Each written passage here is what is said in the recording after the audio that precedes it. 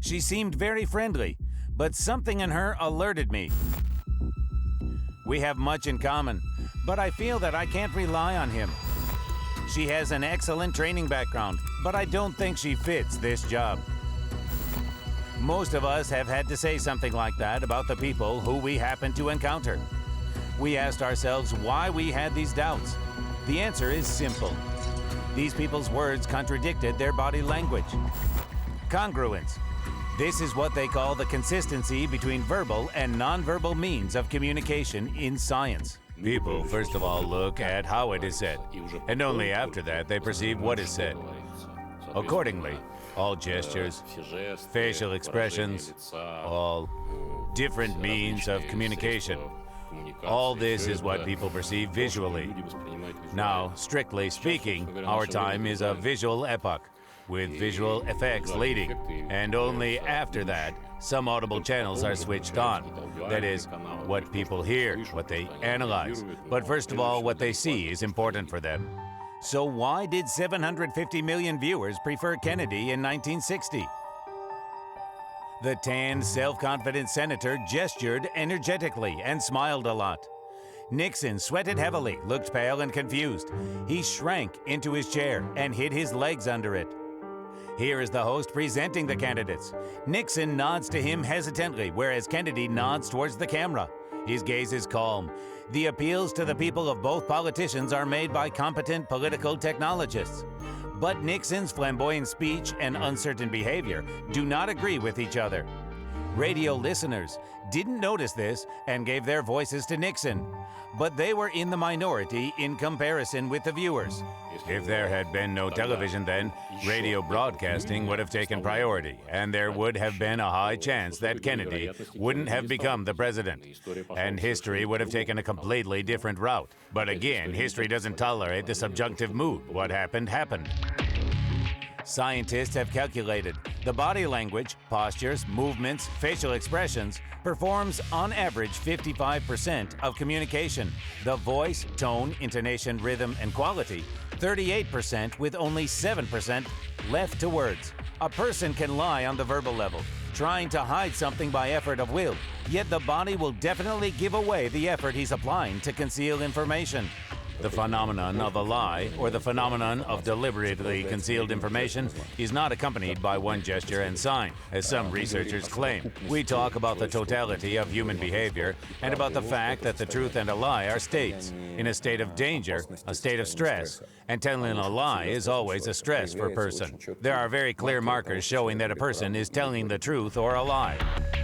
Lying requires self-control and tension. The tension can be obvious or hidden, but it's easy to notice it by looking at the left side of the body. It is controlled worse than the right one. Why? The left side of the body is controlled by the right hemisphere, which is responsible for emotions and imagination.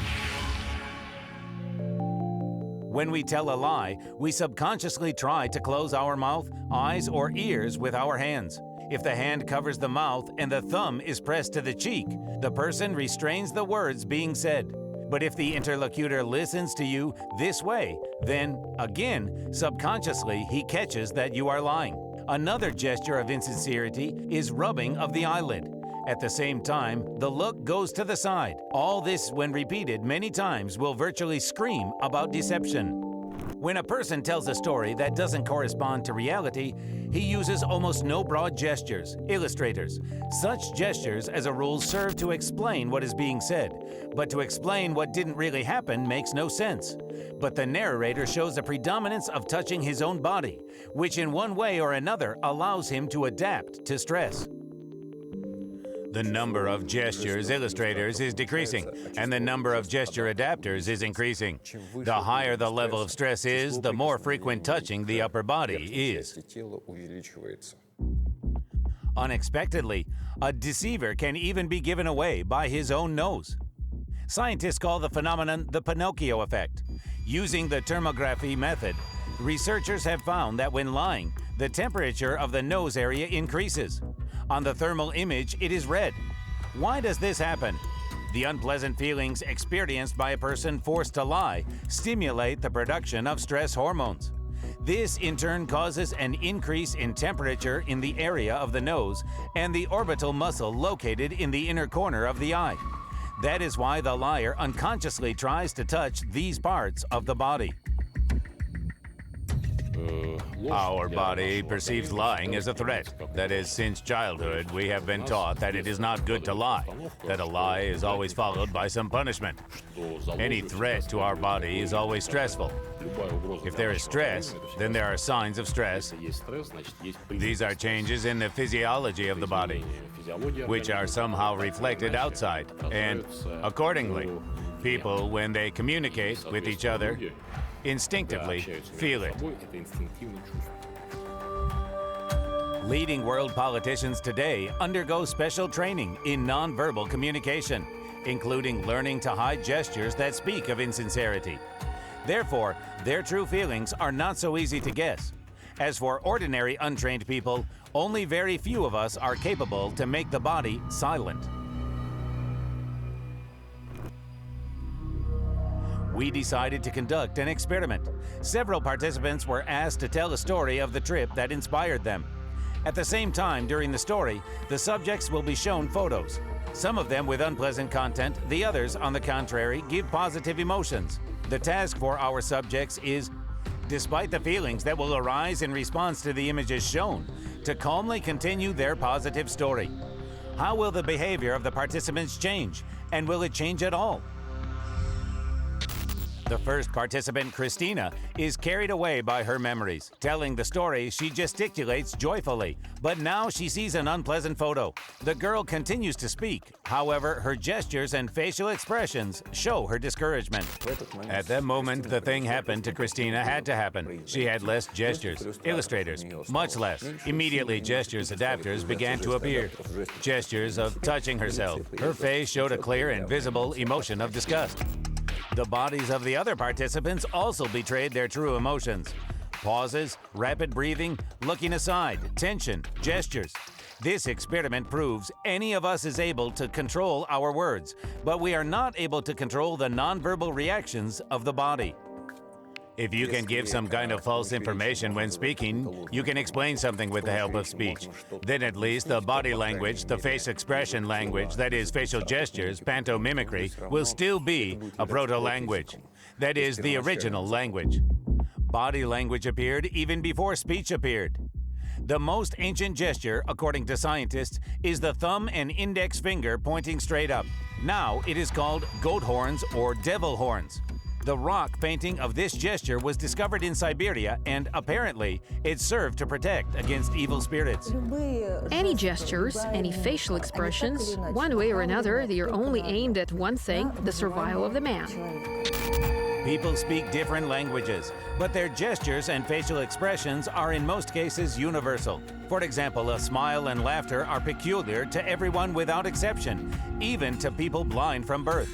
When they are cheerful and happy, people anxious and angry frown and knit their brows, and if they don't understand something, they shrug their shoulders. Both hands pressed to the chest is a gesture expressing sincerity in all corners of the globe. However, there are exceptions.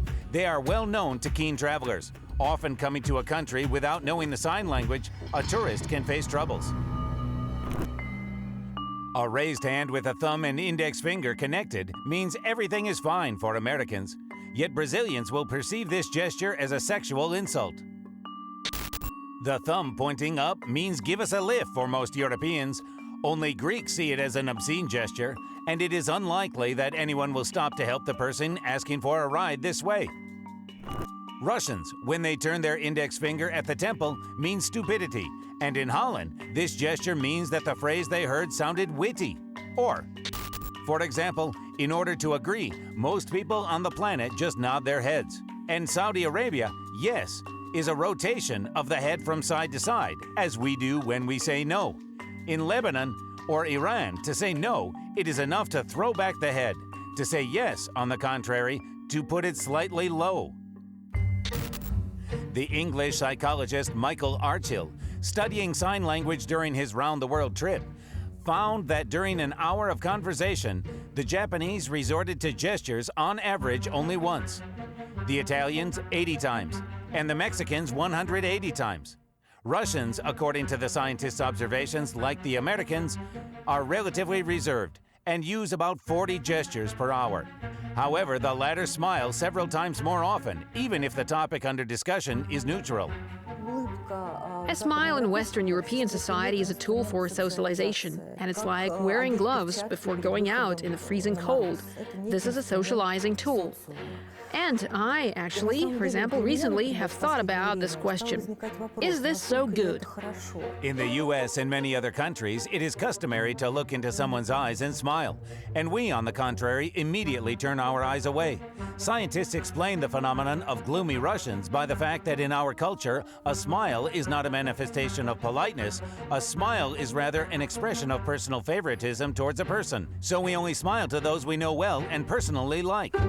A Russian, if he smiles, then he smiles 100% from the inside, from his heart, and this is not an instrument of social communication.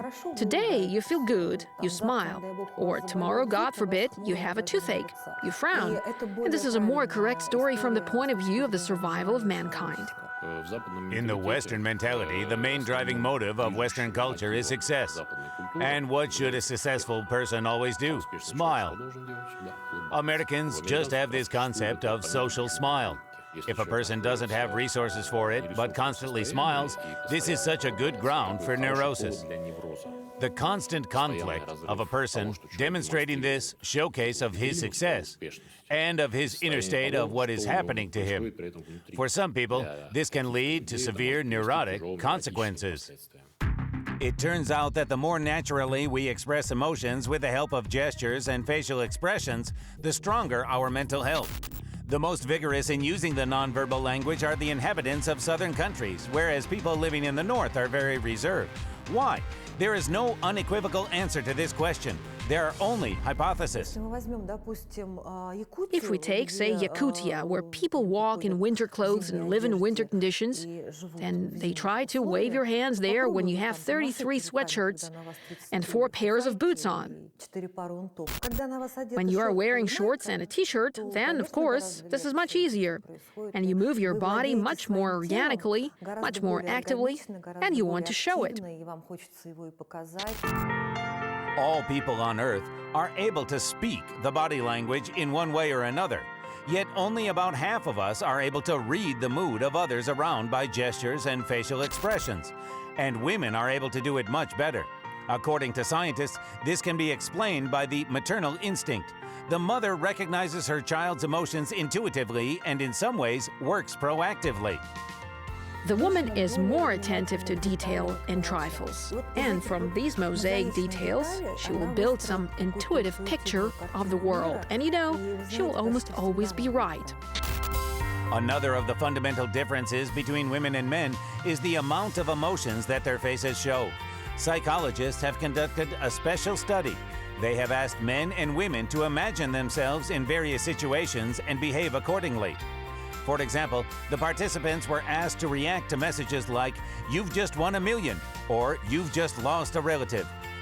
The researchers found that women, in an effort to express emotions appropriate to the occasion, actively use facial muscles. Men try not to lose face and hide their feelings. However, there are situations when both men and women are equally inclined to talk without words. For example, when they are in love. Facial expressions, gestures, body language will give away the feeling of sympathy no matter how hard a person tries to hide it. The first thing is the state that we call association. What does association mean? The person, first of all, tries to look into the face of another person as often as possible. And imagine that the person is, for example, a man, okay? He likes the girl who is sitting, for example, on his left. Then he is talking, for example, with his partner, looking him straight in the eye. But he will look at the object of his interest much more often. That is the very coordinate of the psychological space, which is called the ego vector. Along the ego vector, the person, the object of desired possession, is there. Then the movement towards this object begins, as we said, the movement forward along the sagittal. Sagittal is a coordinate of the psychological space, which says that you want to possess this object. There is a reduction in the distance between these people. Open palms. The person in love subconsciously wants to inspire confidence in the object of his feelings. The same is demonstrated by an open, piercing look, a macho postural pose, hands put in the pockets of pants, legs wide apart. The man subconsciously wants to show that he is confident in himself and he is strong. Shaking flecks of dust off the lapel of the jacket is another gesture of sexual interest, as well as the fact that the man begins to adjust his tie. But a woman, if she wants to attract the attention of a man, begins to adjust her hair, play with curls, touch the face, neck, and show her wrist. One of the most necessary things in life is to know what people around us think of us. This is equally important both in business relations and in friendship and love. There is another amazing sign when it is safe to say that two people get along well with each other. It is called mirror reflection. Interlocutors unconsciously repeat each other's movements, as if they say, "Look, I'm just like you." The more you respect a person, the more you are inclined to reflect his sign language. At the heart of this phenomenon lies the feeling of empathy or sympathy. In the mid-1990s, neurobiologists researching the brain discovered the so-called mirror neurons. They are activated, among other things, when we look at someone who is interesting to us. It is believed that these cells help us unconsciously by facial expressions and gestures to read other people's emotions. There is a concept of rapport, that is, synchronization, with the person who you communicate with, have a dialogue with. And thanks to this, there is adjustment, synchronization of physiological processes, of organisms of these two people who communicate. And since we are of the same kind, mutual understanding is much easier. So how do you make another person like you for sure? There is one psychological trick. During contact, try to imitate the interlocutor, to imperceptibly repeat his movements, as they say, to mirror. As a result, the interlocutor will feel support and trust, even if you don't say a word about your attitude. This method is often used by psychologists to make their client feel relaxed, or specialists of HR departments when they want to entice a super professional to their company. However, HR specialists can behave in a different way too. In the middle of the last century, employers began to apply the so-called stress interview method. Holding interviews with candidates, they create a stressful and tense situation on purpose. There are different techniques. You can make a person sit uncomfortably so that he is lower, respectively, than the person conducting the interview. That is, straight away he finds himself in the position of humiliation. And to create the most uncomfortable environment, that is, it can be hot, well, stuffy in the room. And the questions asked here, as a rule, well, are directly opposite. And they demand everything, all the time feeling rushed, quickly. The goal is to knock the person off balance in order to test him for stress resistance. The subject is often questioned by several people asking provocative questions at a rapid pace without the possibility to think the answers through. As a rule, the outcome of the interview depends on the first 5 minutes. By and large, a stress interview is a provocation, and here all the interest is, in fact, to see how a person will react to this provocation. How he will behave, which of the strategies to overcome the stress he will choose. Actually, this is usually of great interest to the employer. More than 10 years ago, an experiment was conducted. The recruiter suddenly splashed a glass of water in the face of people who thought they were being interviewed for top managerial positions.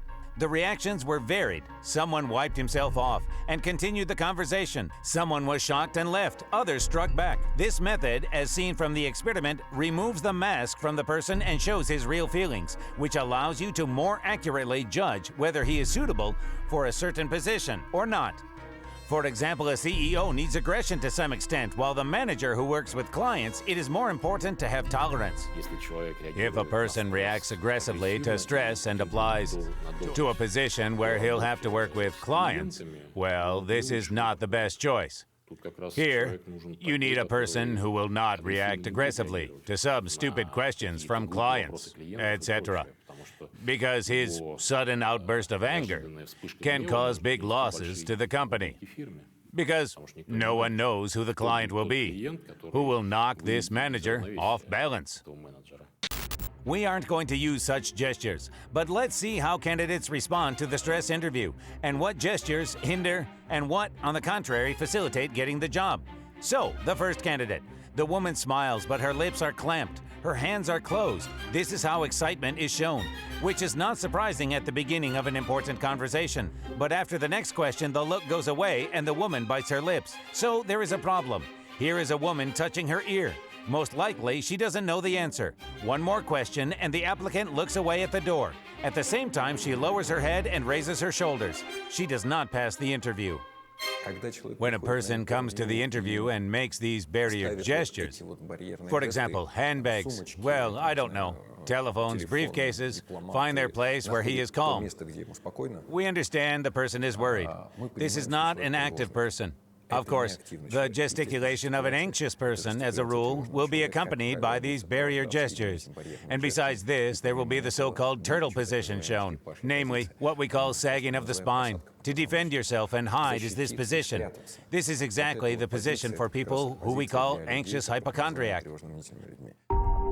But recruiters interrupt the applicant with a provocative question. The man uses a gesture, hands folded like a spire, when the tips of the fingers touch each other.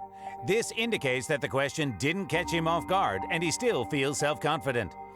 And then the man crosses his legs with his hands around his knees. The gesture of a firm position that cannot be disputed.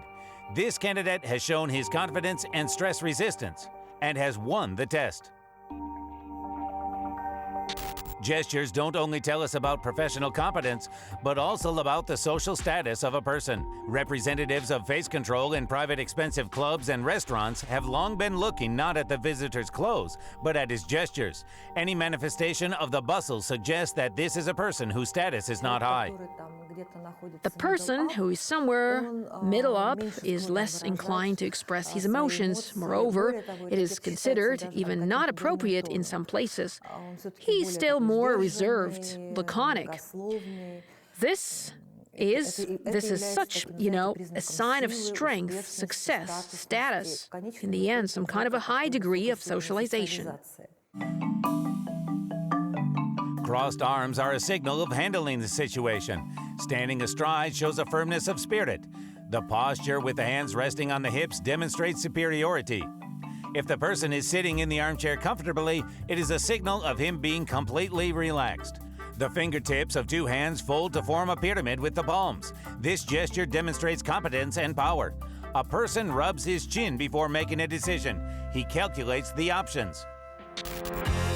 Movements, gestures, facial expressions can be so expressive that not a single spoken word is required. This is the power of the pantomime art. Actors recreate using the body language, human stories, and characters. A successful mime has more than 10,000 gestures at his disposal. There is not a single life situation that cannot be told without the help of words. Gestures are being modernized. Now we have this gesture, don't we? And this gesture appeared. This gesture appeared. This gesture appeared. I'll take a picture. For example, a selfie, huh? We couldn't even imagine this before, that we could take a picture of ourselves. However, it appeared. I take an imaginary friend of mine. We take pictures and look at the screen. That is, 10 years ago, we didn't have this. Well, it was not here, right? Psychologists have studied the techniques of talking and deaf-mute mimes. Both of them communicate with the viewer only with the help of nonverbal means of communication. However, there is a difference in the presentation. Hearing-impaired actors are more expressive in their gestures. After all, for them, this is the only way to contact the world around them. For them, this genre, pantomime and mimic genre in general, is a real find, because they actually feel like fish in the water in it. Yes, unlike us who can talk. That is, it is very difficult for people who can speak to come to a gesture, right? A definite one. That is, to force themselves to do it. Why can't I say, well, this or that gesture? While for them, it's easy. We don't realize and can't control most of our gestures, but it is they who give out the true intentions, thoughts, and feelings. Therefore, for many people in public professions, learning the basics of nonverbal behavior is an absolute necessity. Without this, it is impossible to achieve career promotion. However, in ordinary life, the ability to read the interlocutor is no less important. If we learn this nonverbal reading, then we'll discover new opportunities for ourselves. We'll understand whether we are being lied to or not, whether people feel sympathy to us, who does the threat come from, and who is our friend. To learn how to interpret body language means to get a tool for successful interaction with the world around you.